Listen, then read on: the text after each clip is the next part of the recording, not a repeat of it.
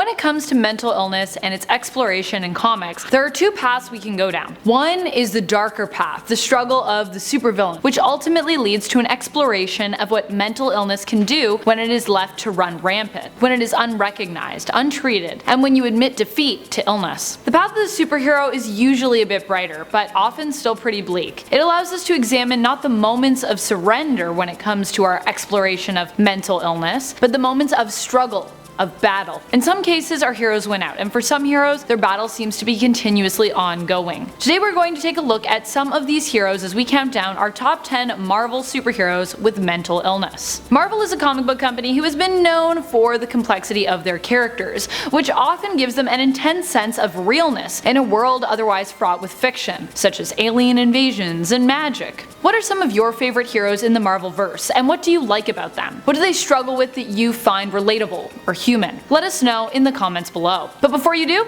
let's get counting.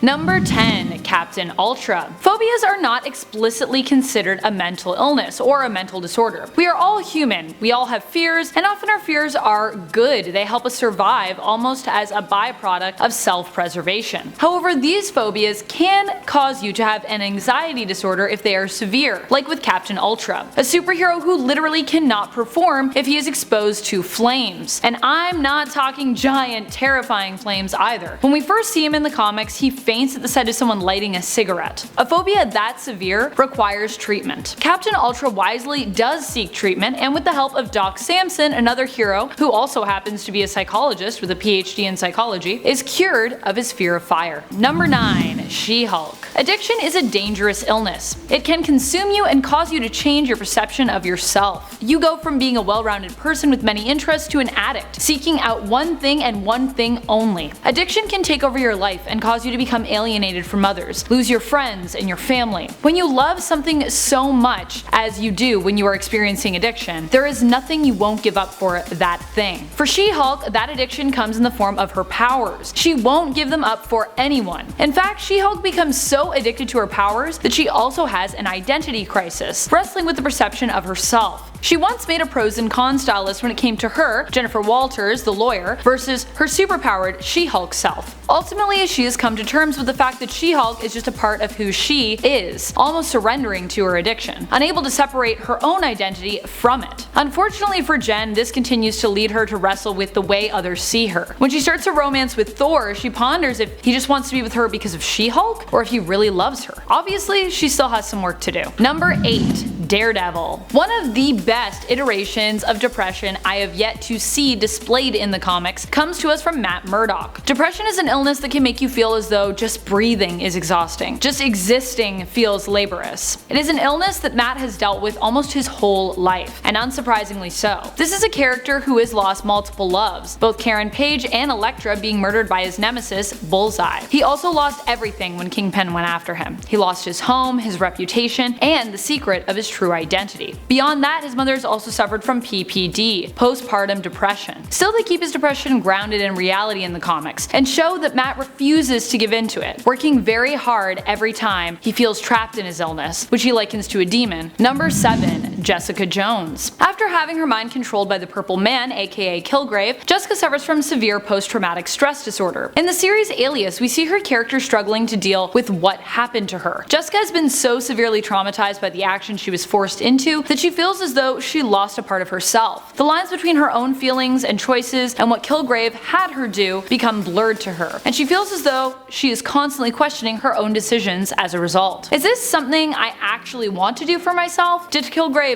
make me do that, or did I actually want to do that? She disappears within her trauma. For survivors of sexual assault especially, this is commonplace, losing yourself inside your trauma. You question everything as though your trauma is actually the thing in control of your life, not you. This reflection of trauma and PTSD is beautifully articulated through Jessica in Alias when she explains, "In my mind, I can't tell the difference between what he made me do or say and what I do or say on my own. The only reason I know I wasn't in love with him is that I say to myself, how could I be?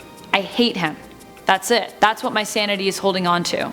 How could I be?" Number 6. Wolverine. In order to understand Wolverine's battle with mental illness, you need to start at the beginning. His origins is enough to mess anyone up about 100 times over. We could make a list of top 10 tragic Wolverine origin stories, trust me. From the killing of his puppy by his half-brother, to eventually the death of almost his entire family right as his mutation kicked in, to the death of his childhood love by his own hands, and the death of almost every other woman he's ever truly loved. He has a really messed up past. One that would give anyone PTSD, which is what he most likely suffers from. Like Logan, people suffering from post-traumatic stress disorder often withdraw from others, feeling as though they are alone in the world, and often turn to substance abuse to numb their pain, like Logan with alcohol. Number 5. Hank Pym. A brilliant man who simply let his own insecurities manifest themselves in willful ways, creating multiple personas. Hank suffers from bipolar disorder and dissociative identity disorder. Most recently in the comics, he has been working towards healing and redemption for himself, choosing to reconcile with his problems and even self-diagnosing himself as bipolar. This is an important first step for anyone who is suffering from mental illness, and is particularly important for Hank, whose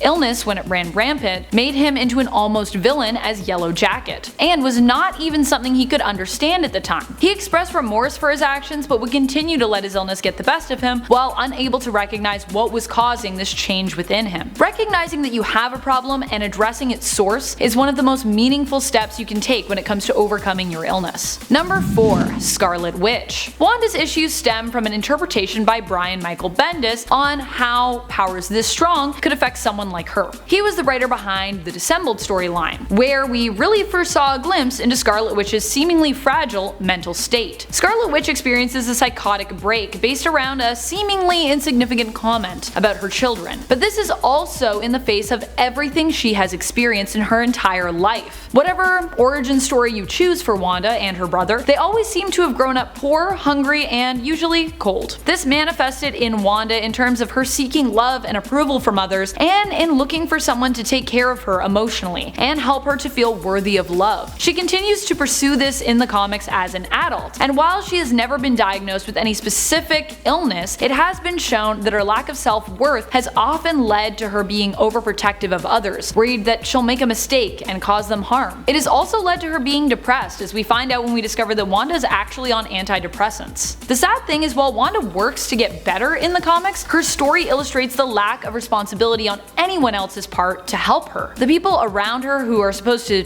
seem to care about her seem to blame and condemn her more than help her towards rehabilitation. A wary lesson for those who suffer from mental illness: surround yourself with those who support your journey to get better, not enable you to the point that you become even worse. Number 3. Moon Knight. Mark Spector is a good example of what can happen when one compartmentalizes their feelings as a result of a traumatic experience. He suffers from a rare but real disorder called dissociative identity disorder, or DID, or as many other people call it, multiple personality disorder. He found out a trusted family friend was a serial killer, has served in the military, and has also been a mercenary. In summary, he's seen a lot of shit.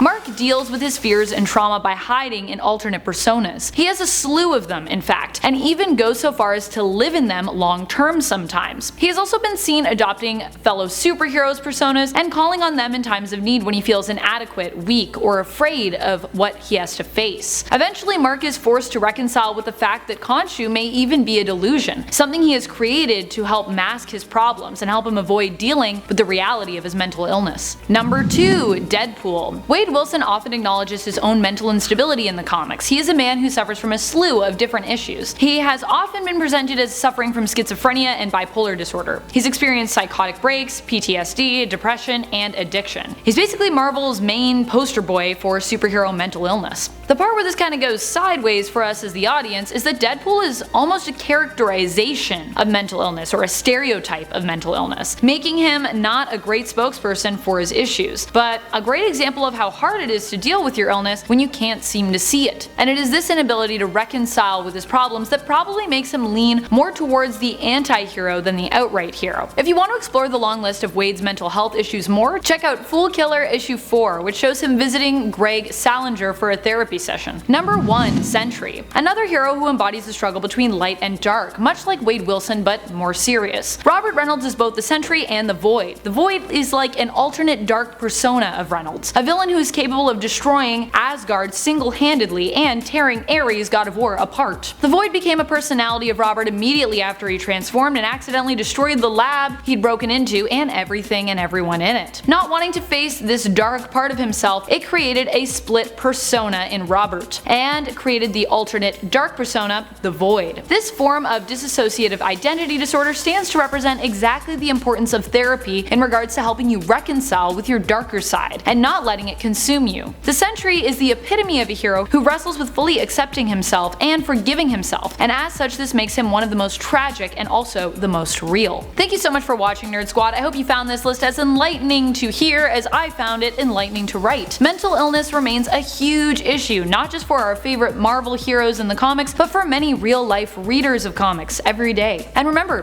there is always a way to win the day. Excelsior. Are there any Marvel superheroes who you feel struggle with mental illness and who we should have included but didn't? How have comics helped you through trying times, or helped you personally deal with real-world issues? Let us know in the comments below. And while you're on your way down there, remember to spread the word about these issues by sharing and liking this video. And remember to subscribe and ring that bell so you can stay up to date with our nerd content. This is Top 10 Nerd, and my name is Amanda McKnight, reminding you to keep the conversation going strong in regards to mental illness. And as always, you stay nerdy, YouTube.